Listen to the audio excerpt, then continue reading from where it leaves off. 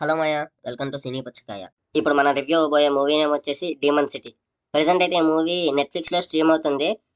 తెలుగు లాంగ్వేజ్లో అయితే అవైలబుల్గా లేదు. తెలుగు లాంగ్వేజ్ కాకుండా హిందీ, ఇంగ్లీష్, జపనీస్ అండ్ తమిళ్లో అయితే అవైలబుల్గా ఉంది. ఇంకా ఈ మూవీ యొక్క రన్ టైం వచ్చేసరికి 1 hour 47 minutes అలా ఉంది.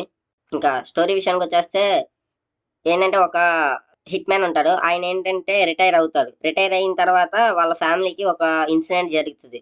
ఆ తర్వాత నుంచి ఏమైంది అనేది మీరు ఈ మూవీ చూసి తెలుసుకోవాలి. సోదంతా మాకెందుకు మా మూవీ ఎలా ఉందో ఒక్క ముక్కలో చెప్పమంటారా? నాకైతే నచ్చలేదు. అంటే మూవీ స్టోరీ అనేది చాలా రొటీన్గా ఉంది. అలాగే ఏంటంటే కొన్ని కొన్ని సీన్స్ అయితే చాలా ప్రిడిక్టబుల్గా ఉంది. మీకు ఒకవేళ ఒక మంచి యాక్షన్ మూవీ కావాలి అంటే స్టోరీ ఎలా ఉన్నా పర్లేదు, మాకు చూడడానికి యాక్షన్ మూవీ కావాలి, ఫైట్స్ బాగా ఉండాలి అంటే ఈ మూవీని అయితే మీరు వాచ్ చేయొచ్చు. మీకైతే ఈ మూవీ నచ్చొచ్చు. ఏంటంటే ఫైట్స్ కూడా మాక్సిమం అంత లేదు. అంటే కొంచెం ఫైట్స్ బాగా లెంతీగా ఉందే కానీ ఫైటింగ్ కొరియోగ్రఫీ కూడా పర్లా ఓకే అనిపించింది అంతే. అంతేగాని ఓవర్ ది టాప్ అయితే ఏమీ లేదు. అలాగే వైలెన్స్ కూడా అంత దారుణంగా అయితే ఏం లేదు. జస్ట్ నార్మల్గానే ఉంది. మరీ వైలెన్స్ అయితే లేదు మూవీలో. మూవీ స్టార్టింగ్ 40 minutes దాకా బాగానే ఉంటుంది. ఇంకా తర్వాత నుంచి ఏంటంటే ఇంకా కొంచెం బోరింగ్గా ఉంటా ఉండిద్ది. అంటే చాలా వరకు ప్రిడిక్టబుల్గానే ఉంటుంది మూవీ.